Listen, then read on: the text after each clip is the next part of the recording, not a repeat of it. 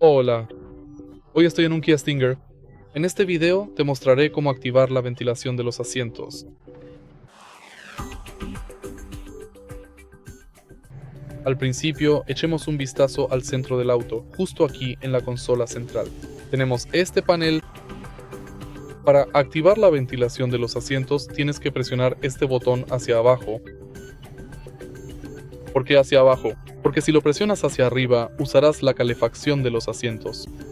Si lo presionas hacia abajo nuevamente, cambiarás la intensidad de la ventilación de los asientos. Así que, básicamente, si las luces LED están iluminadas en azul, significa que la ventilación de los asientos está activada. Puedes hacer lo mismo con el asiento del pasajero. Y básicamente eso es todo. Si este video te resultó útil, por favor dale like, comenta y suscríbete.